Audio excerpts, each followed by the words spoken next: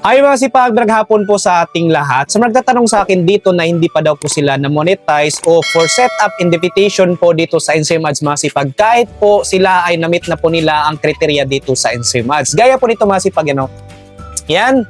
So hindi po siya naka-green check. Yan po yung issue niyan na you follow Facebook content recession policies. Yan mga sipag, yan pa rin po ay naka-wrong po. Hindi po naka-green check. Ano ba yung dahilan mga sipag? Ay share ko po sa inyo dito para maintindihan nyo po at maliwanagan po kayo masipag para tayo po ay ma-monetize. No? Dalawa po dito i-share ko sa inyo yung dahilan kung bakit tayo, hindi po tayo na-monetize pa at anong dapat nating gawin para po ay ma-monetize tayo po dito sa Insame Ads. So dito mga sipag, kung nakita nyo po yung sa akin po mga sipag dito sa aking Facebook page na Kasipag Vlog. So ganun po ang kanyang issue. Na-meet ko na rin po yung kriteria dito na sa Insame Ads ay 5,000 followers. So humigit na po ako.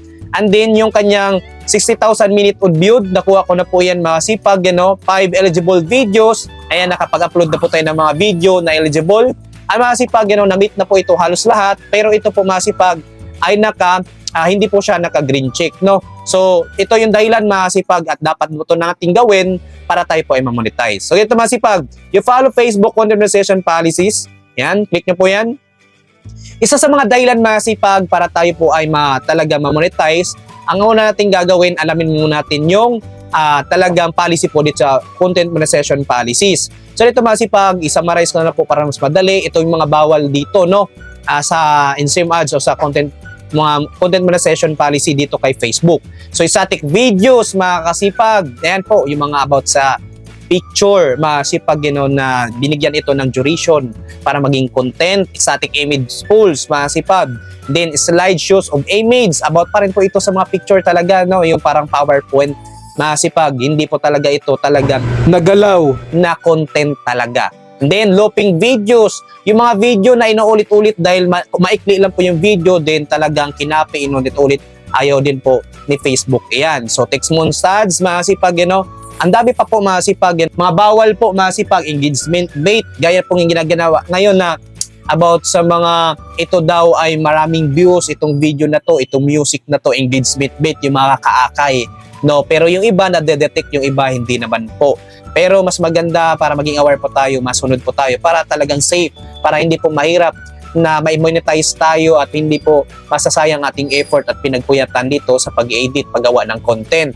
Ang dami pa po mga sipag, ang dami pa pong mabawal, pero yan po ay talagang sinamarize ko na lang po, alamin nyo lang po yung iba para maging aware po kayo, maiwasan po yung mga bawal at tayo po ay ma-monetize. At anong dapat natin gawin para tayo ay ma-monetize? Susundan nyo po itong gagawin ko mga sipag, Para tayo muna ay ma-monetize, pag once sa ating mga video ay nandun po sa bawal sa content monetization policy po ni Facebook, i-delete na lang po natin yun mga sipag, yung unoriginal content, yung hindi sa atin mga sipag, then yung mga copyrighted music, iwasan po natin iyan, yung mga video na ito po yung mga picture, static image pools, mga sipag, ayan, delete nyo po yan mga sipag, iwasan nyo po yung mga mura na video, hubot-hubad, pakitang ari, mga itak, sunog, patay, iwasan nyo po yan. So, yan po mga sipag, i-delete nyo po yun, din sa loob ng 3 araw o 1 linggo, pwede na po tayo mag-appeal. At ang dapat natin para mag-appeal tayo, so screenshot po natin muna ito, unahin natin ito, na na-meet na po natin yung kriteria. Yan, na-meet na natin yung kriteria. Yan. Sunod, punta tayo dito sa ating monetization. Yan, monetization mga sipag. Oy, ayan. Para dito sa professional dashboard, ayan, screenshot nyo po yan. Para malaman po yung performance ng ating Facebook page, yung followers nito.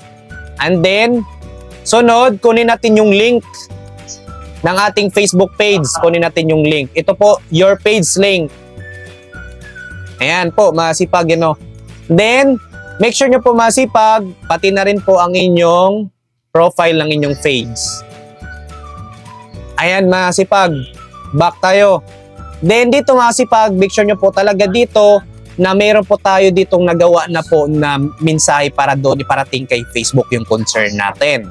So yan mga sipag Pero dito kung wala pa po kayo mga sipag, ilagay ko na lang po sa comment section yung sa akin o doon sa description o comment section na lang po para magkaroon kayo ng guide o pang message po doon kay Facebook pang report o pang appeal. So dito mga sipag, punta tayo sa ating manage para tayo po ay makapag-appeal, makapag-concern, makapag-report. Dito tayo scroll down sa creator support. Sundan nyo po ito mga sipag, link mo na session. Then dito tayo sa program eligibility. Then scroll down, hanapin nyo yung stream ads. Scroll down, yan, makikita nyo na po dyan, no? Yung inyong performance at saka yung na-meet yung criteria at minute viewed at saka followers. Scroll down, hanapin yung contact us. Then dito masipag hanapin nyo po dito sa bug and product support non-payment related issues. Yan. Select nyo po yan. Dito masipag kung makikita nyo po dito, meron po nakalagay dito na Facebook page. Kung ikaw ay Facebook page o Facebook profile, pwede na rin po. Select nyo na lang po yung Facebook page. Ayan. So no, dito tayo sa ating onboarding page onto InSame Ads. Select. Dito masipag yung link po natin kanina, dyan na po ilalagay na kinapi link po natin. And then sunod nyo pong gawin masipag, ito na po yung talagang mensahe para malaman nyo po. Yan. Ilagay ko na lang po or gayahin nyo na lang po dito, no? Dito po kasi sa aking notes eh. Notes. Yan. Yan. Copy lang natin masipag. Copy.